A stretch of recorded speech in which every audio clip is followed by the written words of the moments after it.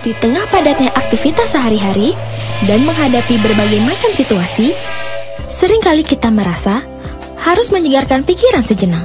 Untuk menyegarkan pikiran, lakukan plosa terapi, yaitu oles essential oil dan pijat di titik-titik acupressure pada gambar di leaflet. Pertama, pakai inhaler dan hirup berulang kali. Plosa berfungsi sebagai aromaterapi yang menyegarkan. Lakukan pikiran yang positif terhadap masalah dan meditasi mindfulness sambil melakukan plosa terapi. Mindfulness telah populer dalam beberapa tahun terakhir sebagai cara untuk meningkatkan kesejahteraan mental dan fisik. Kedua, oles essential oil plosa di titik acupressure tangan.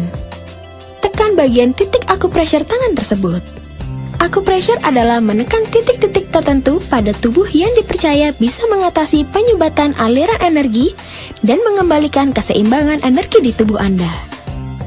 Ketiga, oles essential oil juga di kepala. Tekan dan pijat titik Baihui. Titik Baihui yaitu titik acupressure di tengah kepala, berfungsi sebagai penyeimbang energi ke seluruh tubuh. Pijatan harus dilakukan dengan 50 lingkaran searah jarum jam atau berlawanan arah jarum jam. Titik itu perlu dipijat secara rutin selama 2 atau 3 kali setiap hari. Setelah itu, Anda akan langsung merasa segar. Pakai masker, sesak nafas, Plosa, eukaliptus alami. Oles, nafas lega. Kuman mau nempel, jadi loyo. Plosa ada uap hisapnya lagi. Plosa eukaliptus. Di tengah padatnya aktivitas sehari-hari dan menghadapi berbagai macam situasi, seringkali kita merasa harus menyegarkan pikiran sejenak. Untuk menyegarkan pikiran, lakukan plosa terapi, yaitu oles essential oil dan pijat di titik-titik acupressure pada gambar di leaflet. Pertama, pakai inhaler dan hirup berulang kali. Plosa berfungsi sebagai aromaterapi yang menyegarkan. Lakukan pikiran yang positif terhadap masalah dan meditasi mindfulness sambil melakukan plosa terapi. Mindfulness telah populer dalam beberapa tahun terakhir sebagai cara untuk meningkatkan kesejahteraan mental dan fisik. Kedua, oles essential oil plosa di titik acupressure tangan. Tekan bagian titik acupressure tangan tersebut. Acupressure adalah menekan titik-titik tertentu pada tubuh yang dipercaya bisa mengatasi penyumbatan aliran energi dan mengembalikan keseimbangan energi di tubuh Anda. Ketiga, oles essential oil juga di kepala. Tekan dan pijat titik Baihui. Titik Baihui yaitu titik acupressure di tengah kepala, berfungsi sebagai penyeimbang energi ke seluruh tubuh. Pijatan harus dilakukan dengan 50 lingkaran searah jarum jam atau berlawanan arah jarum jam. Titik itu perlu dipijat secara rutin selama 2 atau 3 kali setiap hari. Setelah itu, Anda akan langsung merasa segar.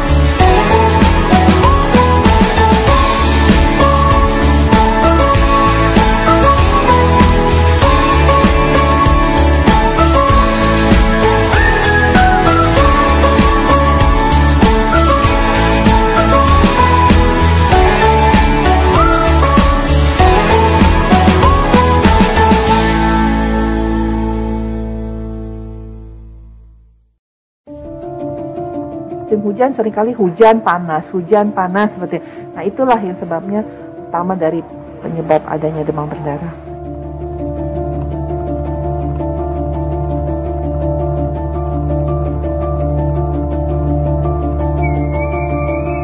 Sebenarnya ini sama COVID-19 ya. Artinya suatu infeksi yang disebabkan oleh virus, yang artinya akan sembuh sendiri dengan sistem kekebalan tubuh yang baik. Kita memang menganjurkan kalau demam 3 hari memang harus ke fasilitas pelayanan kesehatan, bisa ke rumah sakit atau ke puskesmas. Tapi sebaiknya kalau memang ada fasilitas untuk telepon atau untuk telemedicine dianjurkan untuk berhubungan dengan mereka terlebih dahulu. Dan satu lagi sebenarnya rumah tangga saat ini kita dorong untuk menghindari gigitan nyamuk.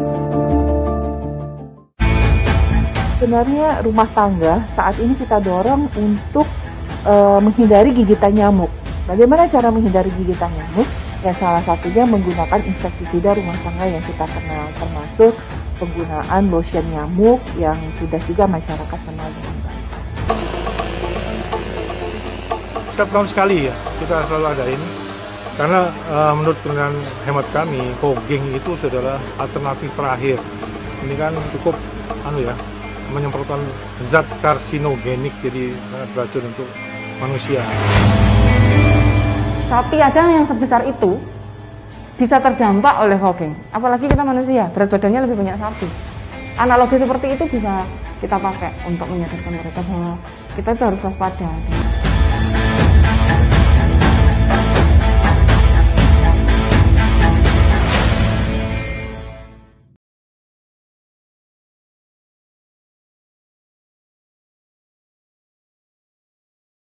Pakai masker, sesak nafas. Plosa, eukaliptus alami. Oles, nafas lega. Kuman mau nempel, jadi loyo. Plosa ada uap hisapnya lagi. Plosa eukaliptus. Di tengah padatnya aktivitas sehari-hari dan menghadapi berbagai macam situasi, seringkali kita merasa harus menyegarkan pikiran sejenak. Untuk menyegarkan pikiran, lakukan plosa terapi, yaitu oles essential oil dan pijat di titik-titik acupressure pada gambar di leaflet. Pertama, pakai inhaler dan hirup berulang kali. Plosa berfungsi sebagai aromaterapi yang menyegarkan. Lakukan pikiran yang positif terhadap masalah dan meditasi mindfulness sambil melakukan plosa terapi. Mindfulness telah populer dalam beberapa tahun terakhir sebagai cara untuk meningkatkan kesejahteraan mental dan fisik. Kedua, oles essential oil plosa di titik acupressure tangan. Tekan bagian titik acupressure tangan tersebut. Acupressure adalah menekan titik-titik tertentu pada tubuh yang dipercaya bisa mengatasi penyumbatan aliran energi dan mengembalikan keseimbangan energi di tubuh Anda. Ketiga, oles essential oil juga di kepala. Tekan dan pijat titik Baihui. Titik Baihui yaitu titik acupressure di tengah kepala, berfungsi sebagai penyeimbang energi ke seluruh tubuh. Pijatan harus dilakukan dengan 50 lingkaran searah jarum jam atau berlawanan arah jarum jam. Titik itu perlu dipijat secara rutin selama 2 atau 3 kali setiap hari. Setelah itu, Anda akan langsung merasa segar.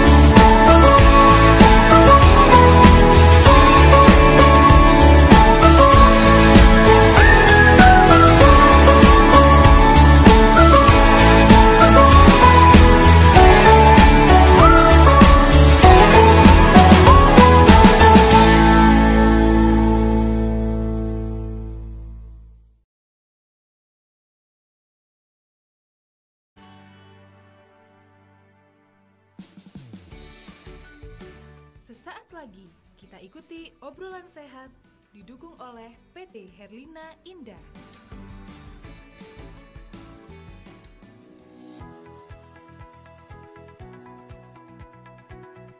...90,3 FM Radio Tidar Sakti, sahabat keluarga sejati. Dan sahabat, sekarang kita ada di sesi uklam-uklam virtual, obrolan sehat bersama teman-teman dari Rumah Sakit TNI Supraun ini sahabat ya. Dan nanti kita akan berbincang dengan Dr. Rudi, spesialis ortopedi.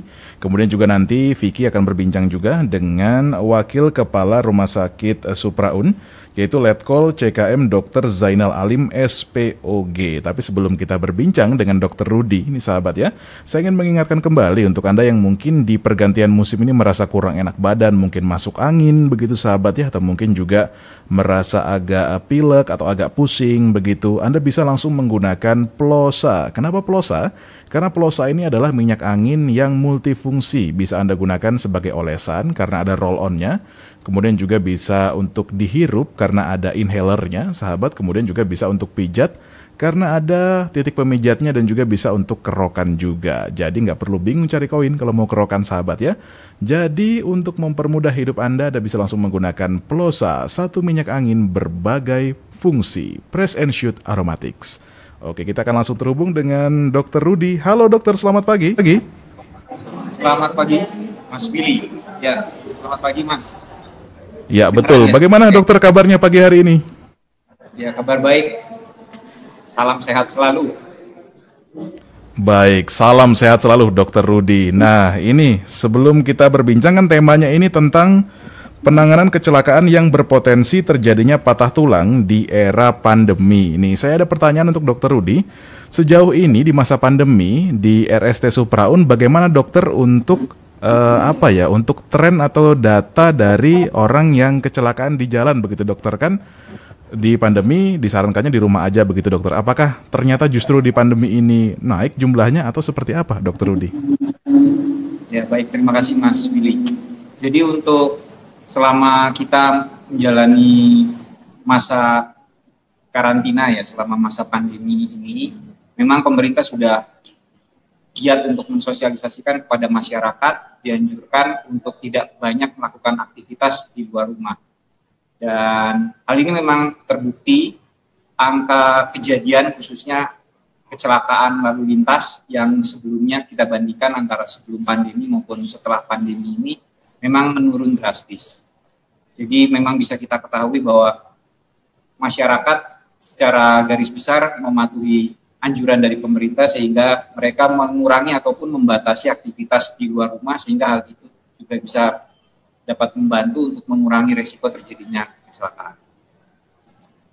Baik dokter, berarti memang salah satu kalau kita lihat sekarang juga untuk grafik COVID-19 di Malang begitu ya khususnya ya sudah mulai turun juga, mungkin salah satu efeknya dari ketertiban masyarakat tadi ya dokter ya? Ya, betul sekali. Baik dokter, nah sekarang kita masuk ke soal penanganan di masa pandemi ini dokter. Penanganan kecelakaan yang berpotensi patah tulang. Sebenarnya perbedaan yang terjadi apa sih dokter sebelum pandemi dan di saat ini dalam penanganannya? Baik, terima kasih Mas.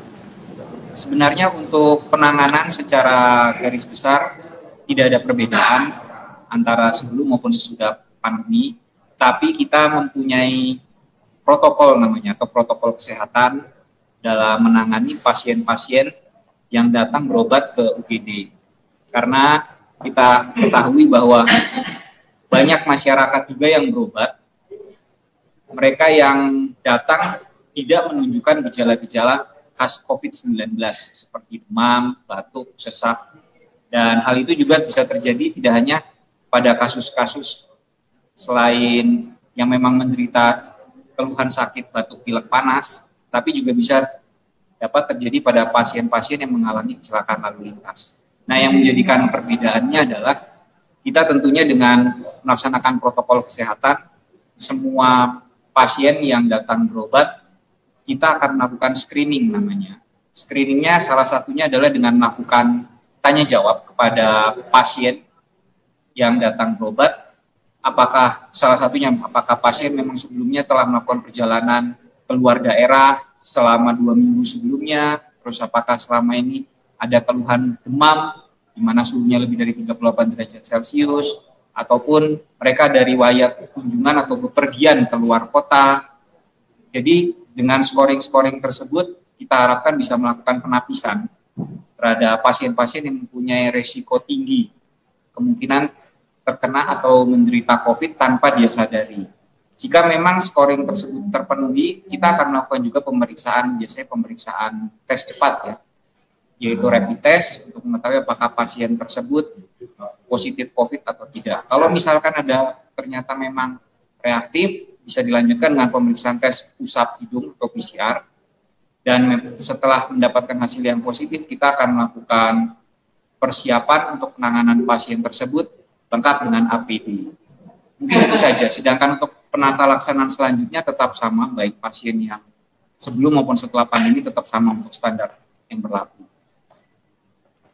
Baik, dokter, dan juga di beberapa waktu lalu kan kita juga sempat menanyakan ke rumah sakit lain begitu dokter ya, dalam uklam-uklam virtual, itu katanya salah satu yang dilakukan di masa pandemi ini untuk penanganannya adalah dengan pembatasan dari jumlah pengunjung atau pengantar pasien, dokter. Nah, ini kalau untuk pasien yang masuk ke IGD sendiri, apakah juga ada diberlakukan mungkin sistem yang sama atau seperti apa? Karena kan biasanya case-nya atau kasusnya berbeda nih. IGD kan biasanya ada yang gara-gara urgent akhirnya banyak yang mengantarnya begitu dokter. Itu seperti apa untuk sistemnya sendiri di sana? Ya, itu dia memang ciri khas dari budaya masyarakat kita ya. Mereka guyup mungkin ya. Jadi rasa kesetiakawanan maupun kekeluarganya tinggi. Jadi kalau ada keluarga atau sanak saudara, tetangga yang sakit, mereka rame-rame ngantarkan ke UGD. Nah, itu dia yang kita tetap sosialisasikan, tetap kita informasikan kepada pengantar maupun keluarga pasien, karena kita tetap membatasi pasien maupun keluarga pasien yang mengantar pada saat melakukan pemeriksaan di UGD, sehingga hanya diperbolehkan satu orang pengantar saja untuk yang mendampingi atau mengantar pasien selama dilakukan pemeriksaan di UGD. Sedangkan sementara yang lain, mohon maaf harus menunggu di luar, karena terus terang dalam kondisi seperti ini ada baiknya kita tetap harus menjaga salah satunya physical distancing atau social distancing. Jadi hal tersebut kita tetap terapkan. Tidak hanya di pasien di pelayanan gawat darurat, termasuk juga di pelayanan rawat jalan. Baik, berarti memang sama begitu dokter ya, standarnya memang harus physical distancing tadi untuk membatasi jumlah pengantar tadi ya dokter ya. Terus kemudian kalau kita kembali ke soal penanganan kecelakaan yang mungkin terjadi patah tulang dokter. Nah, ini jenis-jenis kecelakaannya sendiri seperti apa dokter? Apakah mungkin ada kecelakaan yang mungkin kecelakaan kerja atau kecelakaan lalu lintas tertentu yang wah udah pasti nih kayaknya bisa jadi patah tulang atau seperti apa dokter? Baik. Untuk kasus kecelakaan tetap nomor satu paling banyak memang kecelakaan lalu lintas ya. Jadi entah itu pasien terjatuh sendiri ataupun tabrakan dengan kendaraan lain. Setelah itu yang kedua angkanya juga sering terjadi adalah angka kejadian terutama jatuh atau terpleset di area rumah. Biasa misalkan orang tua biasanya yang mana mereka terpleset atau jatuh pada saat ke kamar mandi, pada saat sedang di kebun atau sedang berjalan ada tangga undak-undakan di sekitar rumah. Nah, itu juga sering datang kepada di rumah sakit kami. Hanya saja yang membedakan adalah karena mereka pasiennya usia tua, kadang datang tidak langsung segera datang karena mereka juga berpikir, takut nih kalau mau ke rumah sakit takut kena COVID gitu. Jadi mereka datang ditunda. Tapi tetap kami menyarankan kepada semua pasien, karena rumah sakit kami juga melaksanakan protokol penanganan COVID, jadi tidak ada salahnya untuk kita segera berobat gitu, karena semua yang datang ke sini tetap kita lakukan sama, tujuannya juga supaya untuk kebaikan maupun kesehatan pasien itu sendiri, sehingga dengan mendapatkan penanganan yang lebih tepat maupun lebih awal, diharapkan dapat mendapatkan hasil yang lebih optimal. Baik dokter Rudi, kalau saya juga sempat mendengar begitu dokter untuk informasi, misalnya orang mengalami kecelakaan terus patah tulang, katanya kalau penanganannya lebih awal itu presentasi sembuhnya lebih besar dokter, itu betul atau tidak dok? Ya betul sekali Mas Willy, jadi semua pasien dengan kasus patah tulang itu kita akan berhadapan dengan namanya timing manajemennya.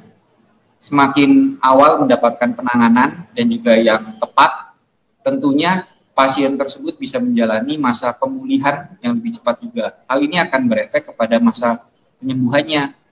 Beda dengan mereka yang tidak langsung mendapatkan penanganan. Tentunya berarti mereka tidak langsung ditangani atau diobati. Akibatnya hal tersebut akan menunda kesembuhan. Nah, ketika kesembuhannya tertunda, tentu saja buat pasien untuk kembali aktivitas semula akan menjadi lebih mundur. Nah, oleh karena itu kami mendorong kepada para masyarakat terutama ataupun keluarganya yang memang mengalami kasus-kasus lupa untuk bisa segera melakukan pengobatan, karena kalau segera ditunda ada banyak hal yang kasihan terutama pada pasien-pasien yang mengalami patah tulang.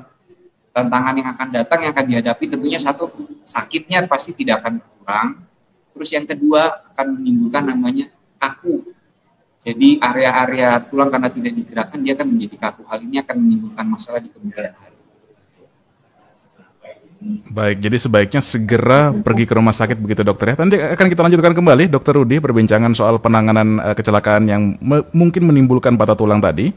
Dan juga sahabat Tidar Sakti, untuk Anda yang ingin bergabung, bertanya mungkin tentang potensi kecelakaan tadi atau mungkin juga soal hal-hal yang berkait soal penanganan patah tulang begitu ya di era pandemi, sahabat Anda boleh langsung WhatsApp 081 838 90 30. Kita akan kembali setelah jeda iklan berikut ini. Terinspirasi buah apel sejuk dan segar. Baru Sovel apel. Sejuk. Nyamuk tidak suka. Sepanjang malam. Sovel apel sejuk. Musim hujan seringkali hujan panas seperti itu. Nah, itulah yang sebabnya utama dari penyebab adanya demam berdarah.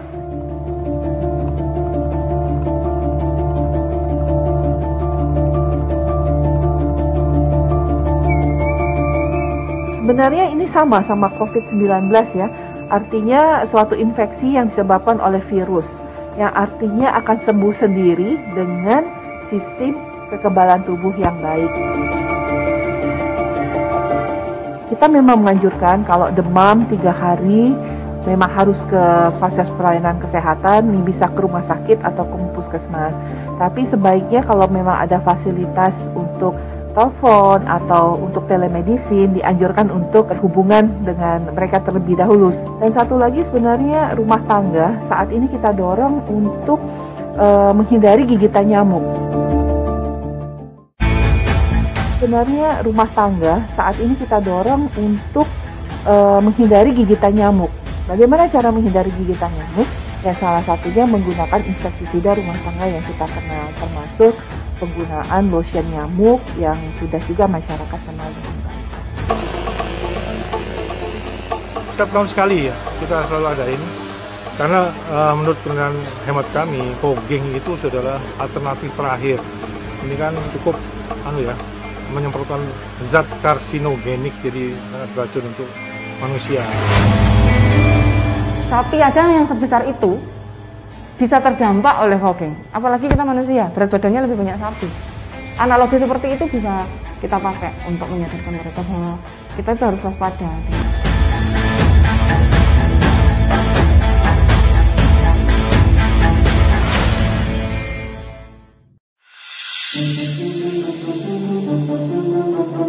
Selama saya bekerja di sini ya, kurang lebih 7 tahun, saya mengamati pasien-pasien demam berdarah dari tahun ke tahun itu selalu meningkat.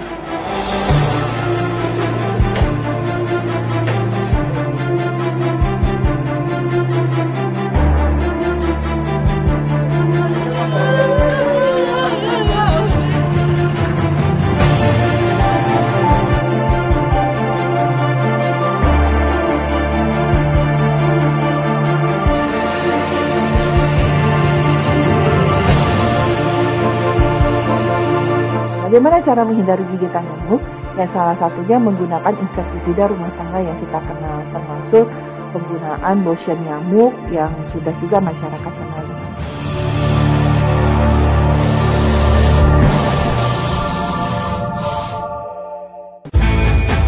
Sebenarnya rumah tangga saat ini kita dorong untuk menghindari gigitan nyamuk. Bagaimana cara menghindari gigitan nyamuk? Ya salah satunya menggunakan insektisida rumah tangga yang kita kenal, termasuk penggunaan lotion nyamuk yang sudah juga masyarakat kenal dengan baik.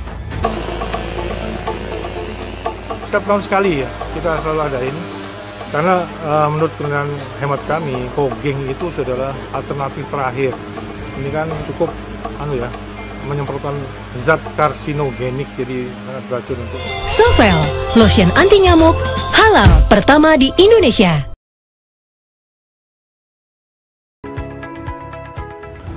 ...90,3 FM Radio Tidar Sakti Sahabat Keluarga Sejati. Kita akan melanjutkan kembali sahabat perbincangan dengan Dr. Rudi, spesialis ortopedi, tentang penanganan kecelakaan yang berpotensi terjadinya patah tulang di era pandemi. Tapi sebelum kita lanjut sahabat, saya ingin mengingatkan kembali, di masa sekarang ini kita tidak hanya harus waspada dengan yang namanya COVID-19, tapi juga demam berdarah itu wajib diwaspadai sahabat. Karena demam berdarah ini juga sekarang grafiknya cukup tinggi sahabatnya untuk wilayah Jawa Timur khususnya. Untuk penanganan demam berdarah itu ada yang namanya 3M, menutup tempat penampungan air, menguras bak mandi secara rutin, dan juga mengubur barang-barang bekas. Selain 3M tadi, ada 1M lagi untuk membuat lebih efektif dan lebih efisien lagi untuk penanganan demam berdarah ini, yaitu dengan mengoleskan lotion anti nyamuk. Dan lotion anti nyamuk yang paling pas tentunya Sovel. Ini lotion anti nyamuk halal pertama di Indonesia. Jadi dengan Sovel, kalau Anda menggosokkan Sovel ketika mandi pagi, kemudian siang saat beraktivitas, dan malam sebelum tidur, maka nyamuk akan jauh dan tidak berani menggigit sahabat ya. Jadi oleskanlah Sovel sepagi hari, siang hari, dan malam hari untuk aktivitas yang tidak terganggu dan terbebas dari demam berdarah. Kita lanjutkan kembali dengan Dr. Rudi, spesialis ortopedi dari Rumah Sakit Supraun. Halo Dr. Rudi. Ya, halo Mas Rudi. Baik dokter, kita lanjutkan kembali dokter ya perbincangannya. Ini saya tadi tertarik tentang kalau misalnya salah dua atau mungkin juga yang kedua yang cukup tinggi tadi adalah kecelakaan di rumah begitu dokter, yang kebanyakan orang tua begitu korbannya. Nah, ini kalau untuk penanganan pertamanya seperti apa dokter? Karena kan misalnya begitu jatuh, kalau kita mau nelpon ambulans mungkin atau nelpon rumah sakit juga kan ada jeda waktunya dokter. Itu apa yang harus dilakukan oleh orang rumah atau orang sekitar situ? Baik, jadi yang perlu diketahui untuk kalau misalkan ada saudara, keluarga, atau orang tua kita misalkan terjatuh atau terpleset di kamar mandi atau di rumah gitu, yang harus kita lakukan pertama, amankan dulu. Jadi kita pindahkan dulu ke tempat yang lebih aman. Contohnya misalkan di kamar mandi ya kita angkat dulu. Kalau misalkan tidak bisa sendiri, minta panggilan bantuan teman atau kerabat lainnya membantu mengangkat, terus kita bisa pindahkan ke tempat tidur atau ke kursi atau ke sofa. Setelah itu, kalau misalkan pasien bisa ditidurkan, keluarganya ditidurkan dulu saja. Terus sambil ditanyakan bagian mana yang sakit gitu. Secara garis besar, kalau misalkan orang tua biasanya jatuh terpleset, ada dua area yang paling sering banyak terutama dikeluhkan, yaitu area pergelangan tangan sama yang kedua area pinggul. Kalau misalkan sakitnya di daerah area pergelangan tangan, yang perlu diingat kalau misalkan terjadi jatuh atau apa, itu yang sering kita keliru ya pada masyarakat kita, itu langsung ingatnya dipijat. Nggak boleh, jangan dulu ya, tidak boleh dipijat, karena kalau misalkan ternyata itu patah tulang, jika dipijat justru itu akan menambah cedera, termasuk salah satunya yaitu bengkak. Jadi ada baiknya kalau misalkan sakit ya segera misalkan kita bisa ambil kompres dulu pakai air dingin atau air es area yang sakit ya. Nah, terus sesudah itu kalau misalkan sakit di area pergelangan tangan, nggak apa-apa dibebat dulu pakai kain yang ada, untuk setidaknya meminimalkan pergerakan area persendian atau area tulang yang terasa sakit. Tapi kalau misalkan sakitnya di daerah pinggul, ya sudah istirahat saja, tidak bisa terlalu banyak bergerak gitu. Nah setelah itu kalau misalkan sudah siap, misalkan ada keluarga atau kerabat yang bisa membantu diantar, dibawa periksa ke UGD, silahkan dipersiapkan. Gitu, Mas. Baik, Dokter Rudi. Terus kemudian kalau kita misalnya nih dokter ya, begitu ada orang yang mungkin jatuh di rumah tadi dokter, itu untuk kita bisa tahu misalnya, wah ini kayaknya patah tulang nih, wah ini mungkin seperti ini, itu dari mana dokter melihatnya? Ya, untuk tanda-tanda terjadinya atau kecurigaan terjadinya patah tulang, kita bisa lihat yang pertama adanya deformitas. Deformitas itu artinya perubahan bentuk. Misalkan tangan, Mas, tangannya harus lurus, ternyata bengkok. Itu namanya deformitas. Terus yang kedua, bisa juga terjadi namanya kalau misalkan patah tulang di daerah kaki ya, daerah kaki, kita menyebutnya dengan adanya shortening atau pemendekan anggota tubuh. Jadi misalkan pada saat ditidurkan tadi ya, jatuh, kok terasa kakinya ada yang kelihatan tampak lebih pendek dibandingkan kaki sisi satunya. Ya. Nah, terus yang berikutnya juga kalau misalkan pasiennya sering ngomong, pada saat terjadi jatuh, aduh kedengeran nih bunyi kerak. Kita juga perlu aware, kita perlu curiga jangan terjadi patah tulang. Ya.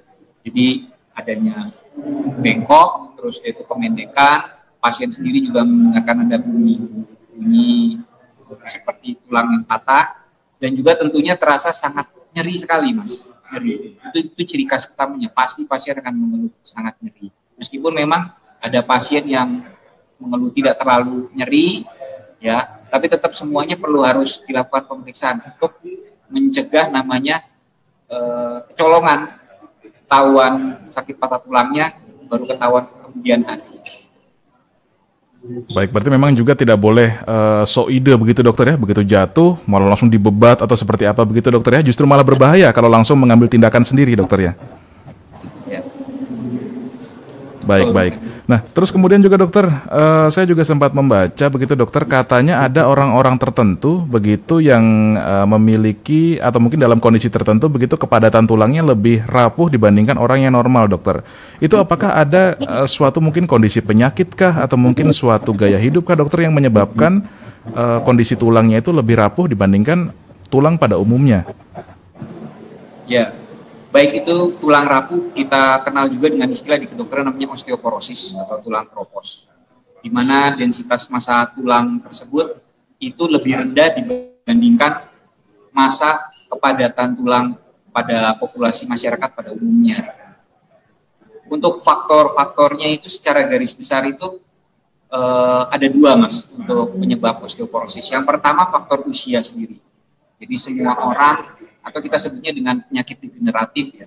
Semua orang pasti menjadi tua. Nah, orang yang tua pasti otomatis kepadatan massa tulangnya akan berkurang. Nah, yang kedua itu ada penyebabnya. Penyebabnya itu macam-macam. Ada yang memang karena faktor penyakit.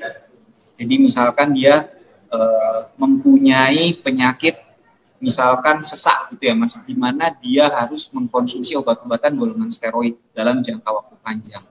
Nah, obat-obatan yang dikonsumsi tersebut, khususnya steroid dalam jangka waktu panjang, itu bisa membuat massa tulang menjadi lebih kropos. Ya. Atau juga pasien-pasien yang misalkan tidak terlalu banyak bergerak karena faktor penyakit lainnya, misalkan pasien stroke atau pasien punya penyakit kelumpuhan bagian tubuh sehingga dia tidak bisa bergerak, akibatnya membuat massa tulangnya menjadi lebih kropos. Nah, itu dia juga bisa menjadi pemicu namanya osteoporosis. Hal ini nanti yang dikhawatirkan adalah terjadinya patah tulang, ya, karena tulangnya kropos, jadi seperti kerupuk, Mas, rapuh, jadi mudah sekali putus, mudah sekali patah. Jadi tidak perlu jatuh misalkan jatuh dari ketinggian atau ditabrak, kadang dia jatuh kepleset tidak sampai jatuh, tulang pinggulnya bisa patah. Atau jatuh nahan gitu saja bisa patah. Itu dia yang perlu diketahui. Baik, berarti kaitannya dengan tadi usia yang bertambah tadi dokter ya, makanya banyak orang tua yang sudah berumur begitu di rumah biasa mengalami mungkin keplesetnya, kalau kita masih muda mungkin keplesetnya sepele begitu dokter ya, tapi untuk orang tua akibatnya bisa fatal tadi, bisa patah tulang ya dokter Rudi. Baik. Terus kemudian dokter, kalau untuk kondisinya sendiri tadi kan yang kita tidak boleh sok mengambil tindakan begitu adalah kondisi orang yang patah tulang. Nah, selain kondisi tadi dokter, kira-kira orang yang kecelakaan seperti apa begitu yang kita itu justru solusi utamanya adalah harus telepon UGD dulu begitu. Tapi jangan mengambil tindakan apapun, dokter. Itu kondisi kecelakaan yang seperti apa? Mungkin bisa diberikan cerita sedikit, dokter. Biasanya yang sering bikin panik itu, Mas, ya. Itu habis kecelakaan yang sendinya keluar, Mas. Jadi sendi keluar lepas. Jadi misalkan siku, ya, tulangnya keluar, ya, ataupun patah tulang terbuka sehingga muncul perdarahan. Jadi kalau misalkan terjadi perdarahan atau kelihatan tulang keluar, Mas, itu lebih baik kalau misalkan kita sebisa mungkin itu harus ditutup perdarahannya. Tapi jangan coba-coba untuk memasukkan kembali tulang yang patah tersebut, ya. Kalau misalkan ada kasa, ya, ada kasa atau kain bersih setidaknya, ya, untuk menutup luka terus dibebat, itu tidak apa-apa, ya. Sambil setelah itu kita bisa menelpon UGD, rumah sakit terdekat, untuk dilakukan penjemputan menggunakan ambulan, ya. Dan juga misalkan pada pasien-pasien yang usia tua atau tidak ada sanak keluarga yang bisa punya transportasi untuk membawa ke rumah sakit, itu tidak apa-apa untuk ditelepon saja ke ambulan, ya. Karena kadang kalau orang tua tidak terlalu banyak yang nunggu, kan, ya, tidak ada sanak keluarga yang terlalu banyak, mungkin kerabat atau tetangga terdekat bisa menelpon ambulan untuk menjemput pasien tersebut di rumah. Gitu sih, Mas. Baik, berarti memang harus dilihat juga kondisi lukanya atau kondisi pasiennya tadi, Dokter Rudi, ya.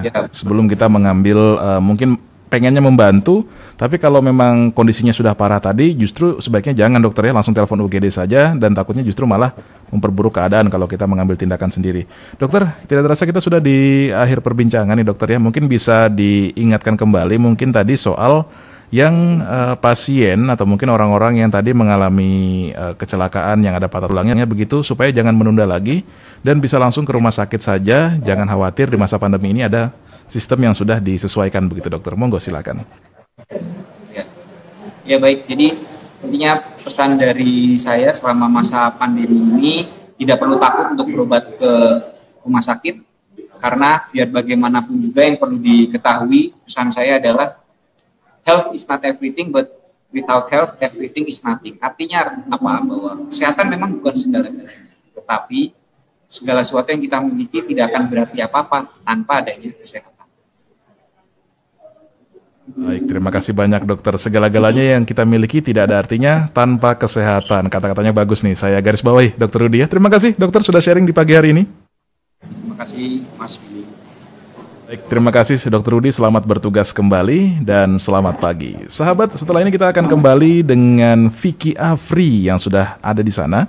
Nanti Vicky akan ngobrol dengan Jainal Alim, SPOG. Ini sahabat, ya, nanti akan berbincang-bincang soal Rumah Sakit Supraun. Kira-kira seperti apa perbincangannya? Ditunggu tetap di 90,3 FM Radio Tidar Sakti. Pakai masker, sesak nafas, Plosa, eukaliptus alami. Oles, nafas lega. Kuman mau nempel, jadi loyo. Plosa ada uap hisapnya lagi. Plosa eukaliptus. Di tengah padatnya aktivitas sehari-hari dan menghadapi berbagai macam situasi, seringkali kita merasa harus menyegarkan pikiran sejenak. Untuk menyegarkan pikiran, lakukan Plosa terapi, yaitu oles essential oil dan pijat di titik-titik acupressure pada gambar di leaflet. Plosa berfungsi sebagai aromaterapi yang menyegarkan. Lakukan pikiran yang positif terhadap telah populer dalam beberapa tahun terakhir sebagai cara untuk meningkatkan kesejahteraan mental dan fisik. Kedua, oles essential oil Plosa di titik acupressure tangan. Tekan bagian titik acupressure tangan tersebut. Acupressure adalah menekan titik-titik tertentu pada tubuh yang dipercaya bisa mengatasi penyumbatan aliran energi dan mengembalikan keseimbangan energi di tubuh Anda. Ketiga, oles essential oil juga di kepala. Tekan dan pijat titik Baihui. Titik Baihui yaitu titik acupressure di tengah kepala, berfungsi sebagai penyeimbang energi ke seluruh tubuh. Pijatan harus dilakukan dengan 50 lingkaran searah jarum jam atau berlawanan arah jarum jam. Titik itu perlu dipijat secara rutin selama 2 atau 3 kali setiap hari. Setelah itu, Anda akan langsung merasa segar.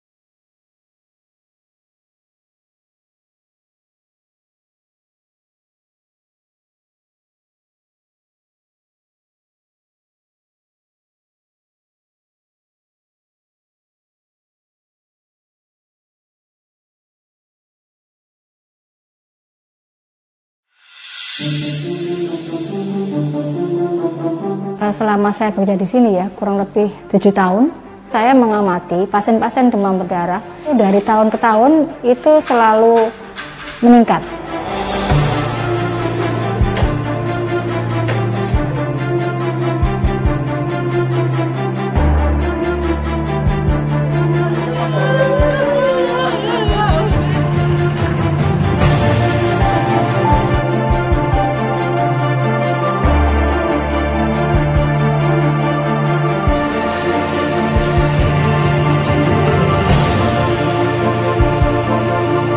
Bagaimana cara menghindari gigitan nyamuk? Ya, salah satunya menggunakan insektisida rumah tangga yang kita kenal, termasuk penggunaan lotion nyamuk yang sudah juga masyarakat kenal.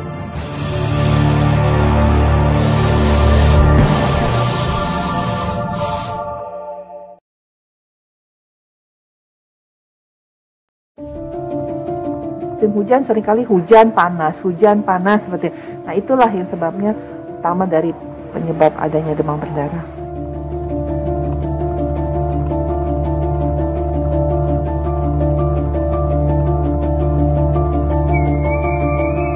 Sebenarnya ini sama COVID-19 ya. Artinya suatu infeksi yang disebabkan oleh virus, yang artinya akan sembuh sendiri dengan sistem kekebalan tubuh yang baik. Kita memang menganjurkan kalau demam 3 hari memang harus ke fasilitas pelayanan kesehatan, bisa ke rumah sakit atau ke puskesmas. Tapi sebaiknya kalau memang ada fasilitas untuk telepon atau untuk telemedicine, dianjurkan untuk berhubungan dengan mereka terlebih dahulu. Dan satu lagi sebenarnya rumah tangga saat ini kita dorong untuk menghindari gigitan nyamuk. Sebenarnya rumah tangga saat ini kita dorong untuk menghindari gigitan nyamuk. Bagaimana cara menghindari gigitan nyamuk? Ya, salah satunya menggunakan insektisida rumah tangga yang kita kenal, termasuk penggunaan lotion nyamuk yang sudah juga masyarakat kenal dengan baik. Setiap tahun sekali ya, kita selalu adain. Karena menurut penelitian hemat kami, fogging itu adalah alternatif terakhir. Ini kan cukup menyemprotkan zat karsinogenik, jadi sangat beracun untuk manusia. Sapi aja yang sebesar itu bisa terdampak oleh fogging, apalagi kita manusia, berat badannya lebih banyak sapi. Analogi seperti itu bisa kita pakai untuk menyadarkan mereka bahwa kita itu harus waspada.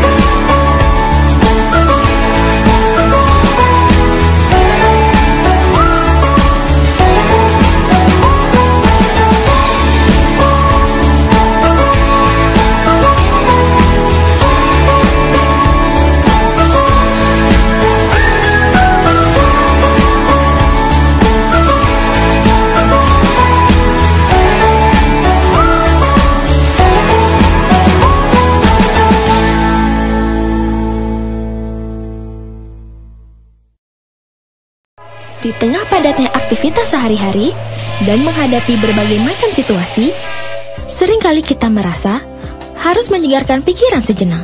Untuk menyegarkan pikiran, lakukan plosa terapi, yaitu oles essential oil dan pijat di titik-titik acupressure pada gambar di leaflet. Pertama, pakai inhaler dan hirup berulang kali. Plosa berfungsi sebagai aromaterapi yang menyegarkan.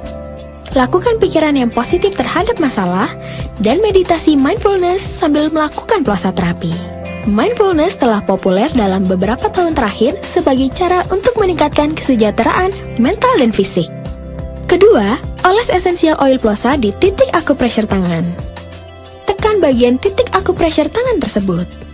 Acupressure adalah menekan titik-titik tertentu pada tubuh yang dipercaya bisa mengatasi penyumbatan aliran energi dan mengembalikan keseimbangan energi di tubuh Anda.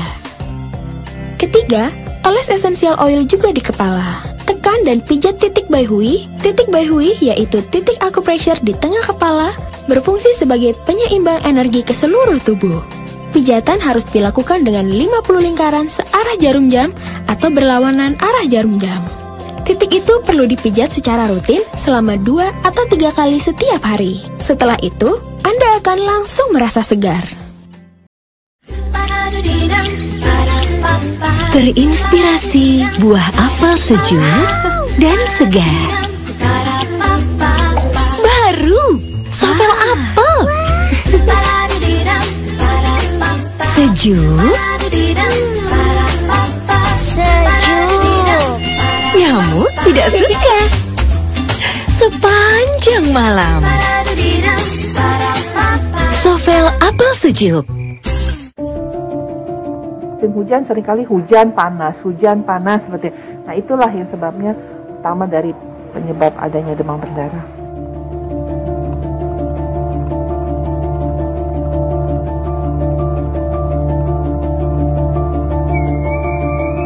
Sebenarnya ini sama COVID-19 ya.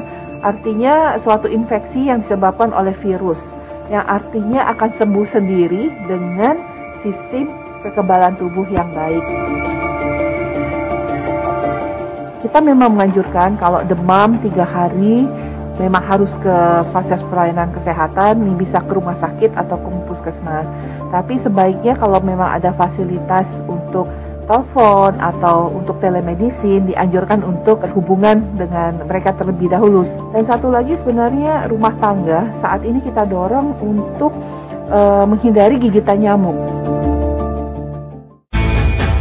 Sebenarnya rumah tangga saat ini kita dorong untuk menghindari gigitan nyamuk.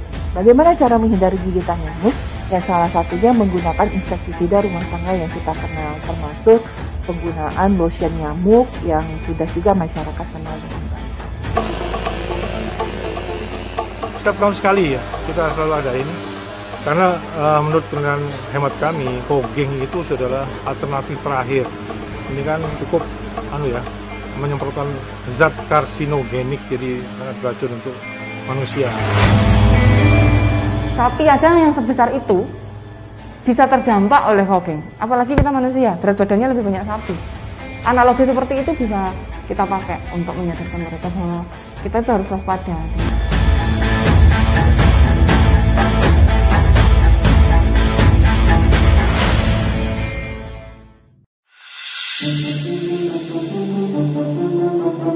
Selama saya bekerja di sini ya, kurang lebih 7 tahun, saya mengamati pasien-pasien demam berdarah dari tahun ke tahun itu selalu meningkat.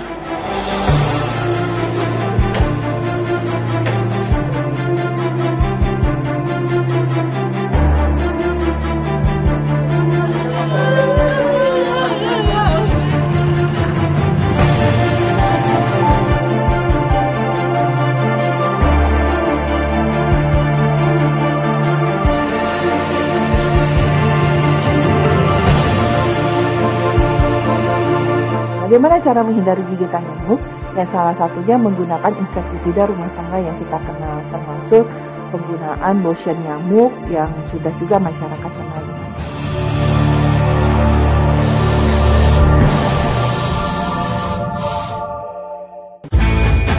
Sebenarnya rumah tangga saat ini kita dorong untuk menghindari gigitan nyamuk. Bagaimana cara menghindari gigitan nyamuk? Ya salah satunya menggunakan insektisida rumah tangga yang kita kenal, termasuk penggunaan lotion nyamuk yang sudah juga masyarakat kenal dengan baik. Setiap tahun sekali ya kita selalu ada ini, karena menurut dengan hemat kami fogging itu adalah alternatif terakhir. Ini kan cukup menyemprotkan zat karsinogenik, jadi beracun untuk manusia. Sapi aja yang sebesar itu bisa terdampak oleh fogging, apalagi kita manusia, berat badannya lebih banyak sapi. 90,3 FM Radio Tidar Sakti, sahabat keluarga sejati. Dan sahabat, sekarang gantian, ini ada Vicky Afri dan juga nanti akan berbincang dengan Letkol CKM Dr. Zainal Alim SPOG, Wakil Kepala Rumah Sakit Tentara Supraun. Silakan Vicky, halo. Halo Willy. Ya, silakan Vicky. Ya. Halo Willy, kali ini saya sudah di Rumah Sakit RST Supraon Malang, dan seperti biasa kita akan berbincang bersama Bapak ini dari Bapak Letkol CKM Dr. Zainal Alim SPOG selaku Wakil Kepala RST Supraon ya. Nah, Bapak gimana kabarnya kali ini? Alhamdulillah. Kabar baik ya Pak ya. Nah, luar biasa, semangat Pak hari ini. Semangat. Nah, kali ini kita akan tanya sedikit soal keunggulan dan juga program-program yang ada di RST Supraon. Bapak bisa dijelaskan untuk program-programnya dan juga keunggulan, barangkali juga sahabat Tidar Sakti yang mau datang ke sini bisa tahu Pak. Silakan Pak. Kalau sesuai kondisi sekarang, ya, rumah sakit kita itu merupakan bagian dari rumah sakit yang pemerintah untuk menjadi rumah sakit rujukan COVID di daerah Malang bersama Kesehatan dan beberapa rumah sakit.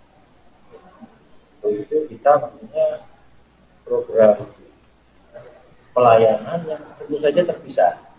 Tugas itu kita laksanakan dengan membentuk unit penanganan COVID secara terpisah dari pelayanan kesehatan yang lain, sehingga semua pengguna pelayanan kesehatan itu dapat merasa aman, merasa nyaman dan terlindungi sejak saat mereka datang sampai ke rumah sakit, kemudian dirawat sampai keluar rumah sakit ataupun kontrol.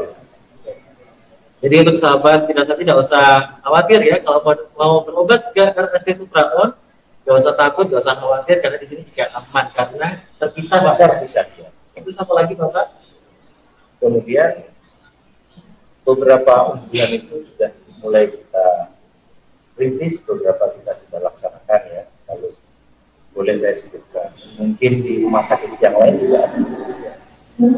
Seperti misalnya CT scan ya, CT scan kita hanya beberapa rumah sakit yang kita memiliki 128 slide untuk membantu memberikan pencitraan diagnosis atau pada penyakit-penyakit tertentu secara lebih tajam.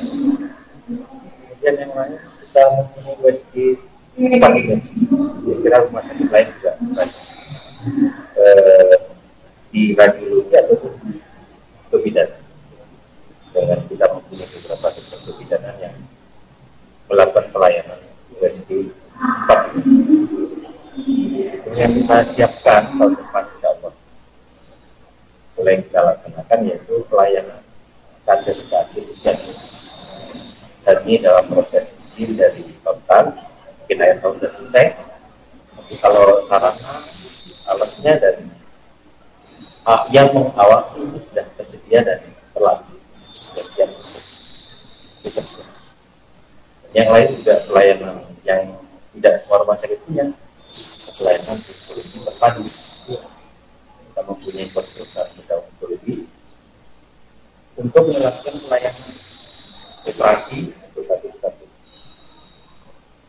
kanker, kemudian kemoterapi, dan saat ini sedang dibangun di sisi barat rumah sakit radioterapi di Malang itu kan cuma ada di saya pulang ya, ada di dengan mesin yang paling baru dan paling mutakhir dengan tingkat keamanan yang lebih tinggi. Ya, ada satu lagi baru dapat bantuan dari Kementerian Pertanian generator untuk mengolah limbah. Limbah ini kan tidak semua rumah sakit punya, kebanyakan mereka bekerja sama dengan pihak ketiga, tetapi kita sudah membangun satu. Akhir tahun saya kira sudah selesai dan kita mampu mengelola limbah secara mandiri, ataupun kalau ada dari rumah sakit lain yang meminta bantuan kita, ya akan kita lakukan proses limbah sampai menjadi bersih. Luar biasa memang di RST Supraon ini ternyata sudah lengkap ya. Jadi bersahabat tidak sakti selain ya usah khawatir ya untuk datang ke sini berobat, karena untuk pengobatan COVID-19 dan juga pengobatan biasa itu sudah terpisah gitu ya. Selain itu juga sudah lengkap di sini, jadi mau berobat apapun bisa. Untuk sudah Bapak, apalagi bisa dijelaskan kembali selain itu? Tentu pelayanan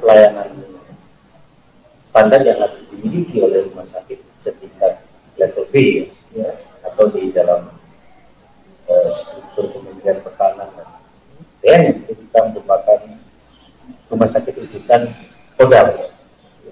Jadi kalau Kodam 5 ya, tentu wilayah militernya di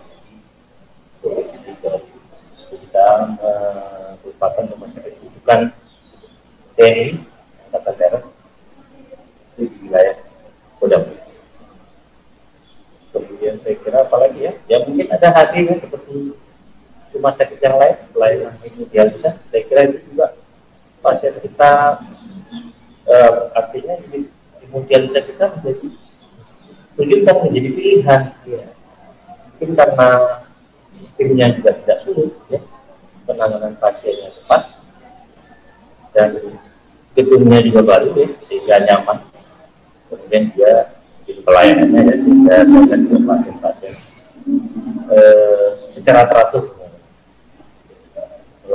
melaksanakan pengobatan ya. Jelas jika di sini kalau Anda datang ke RST Supraon juga sensasinya beda ya dengan rumah sakit yang lainnya, karena berseragam hijau semua gitu ya. Oke, baik Bapak, untuk selanjutnya menurut Bapak, karena kita jalan-jalan mengenai program uklam virtual ini ke rumah sakit yang ada di Malang Raya ya, bersama CSR PT Herlina. Menurut Bapak, program ini seperti apa? Ini bagian daripada edukasi masyarakat. Yang pertama tentu tentang rumah sakit yang ada di Kota Malang. Jenis rumah sakitnya dan pelayanan yang tersedia. Dan yang kedua, ini salah satu bentuk juga upaya dari masyarakat.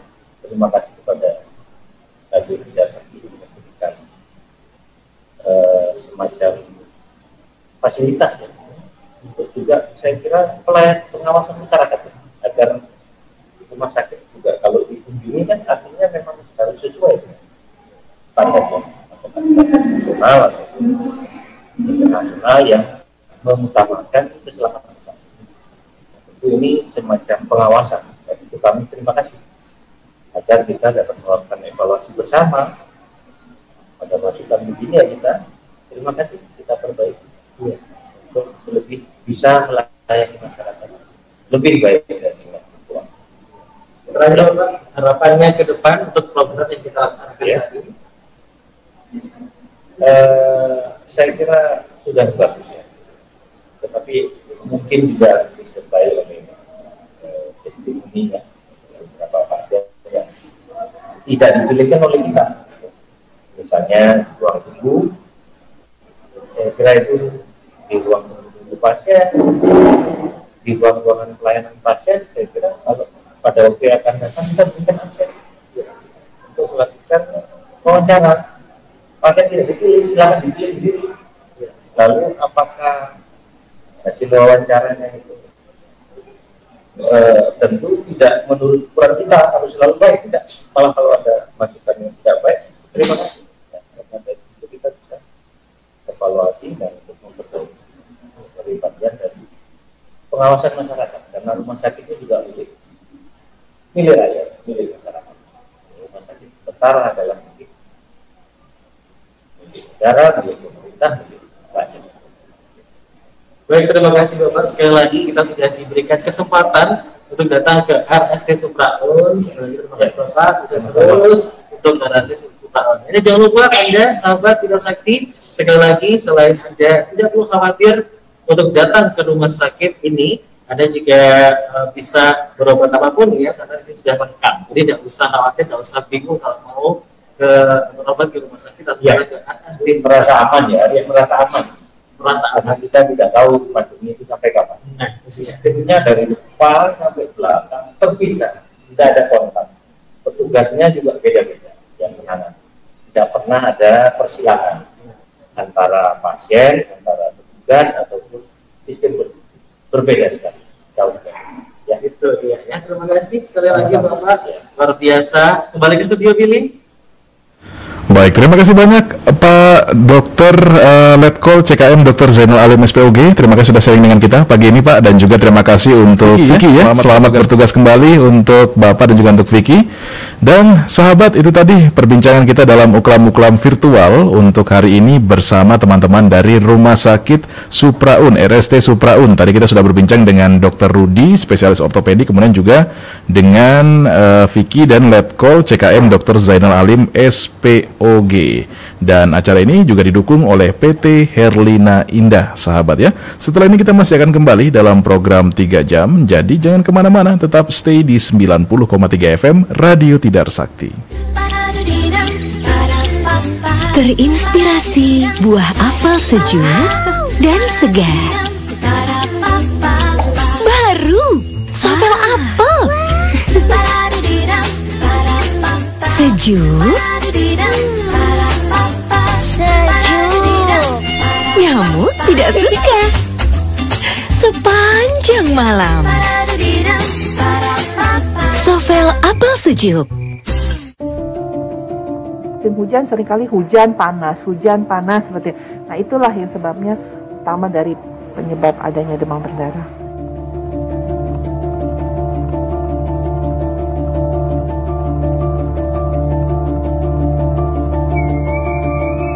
Sebenarnya ini sama COVID-19 ya. Artinya suatu infeksi yang disebabkan oleh virus, yang artinya akan sembuh sendiri dengan sistem kekebalan tubuh yang baik. Kita memang menganjurkan kalau demam 3 hari memang harus ke fasilitas pelayanan kesehatan, bisa ke rumah sakit atau ke puskesmas. Tapi sebaiknya kalau memang ada fasilitas untuk telepon atau untuk telemedicine, dianjurkan untuk berhubungan dengan mereka terlebih dahulu. Dan satu lagi sebenarnya rumah tangga saat ini kita dorong untuk menghindari gigitan nyamuk. Sebenarnya rumah tangga saat ini kita dorong untuk menghindari gigitan nyamuk. Bagaimana cara menghindari gigitan nyamuk? Ya salah satunya menggunakan insektisida rumah tangga yang kita kenal, termasuk penggunaan lotion nyamuk yang sudah juga masyarakat kenal dengan baik. Setiap tahun sekali ya kita selalu ada ini, karena menurut penelitian hemat kami, fogging itu adalah alternatif terakhir. Ini kan cukup menyemprotkan zat karsinogenik, jadi sangat beracun untuk manusia. Sapi aja yang sebesar itu bisa terdampak oleh fogging, apalagi kita manusia, berat badannya lebih banyak sapi. Analogi seperti itu bisa kita pakai untuk menyadarkan mereka bahwa kita itu harus waspada.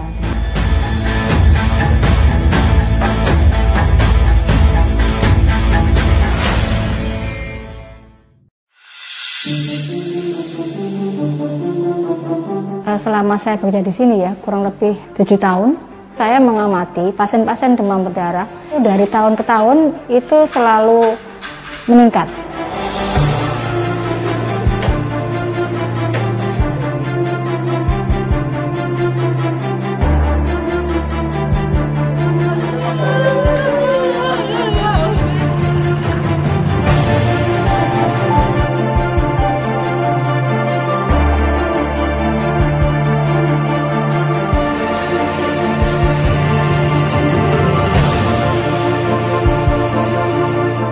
cara menghindari gigitan nyamuk?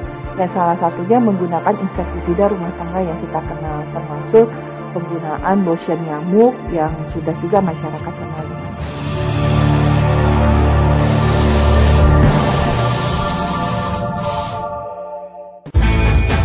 Sebenarnya rumah tangga saat ini kita dorong untuk menghindari gigitan nyamuk. Bagaimana cara menghindari gigitan nyamuk? Ya salah satunya menggunakan insektisida rumah tangga yang kita kenal, termasuk penggunaan lotion nyamuk yang sudah juga masyarakat kenal dengan baik. Setiap tahun sekali ya kita selalu adain, karena menurut penilaian hemat kami, fogging itu adalah alternatif terakhir. Ini kan cukup menyemprotkan zat karsinogenik, jadi sangat beracun untuk manusia. Sapi aja yang sebesar itu bisa terdampak oleh fogging, apalagi kita manusia, berat badannya lebih banyak sapi. Analogi seperti itu bisa kita pakai untuk menyadarkan mereka bahwa kita itu harus waspada.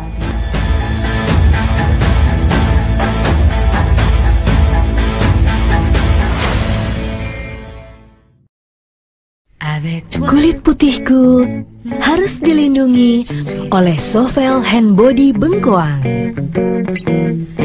Membuat kulit tidak kering, aromanya menolak gigitan nyamuk. Kulit lembut, cerah, tanpa noda gigitan nyamuk. Kulit cantik terlindungi, Sovel Hand Body Bengkoang.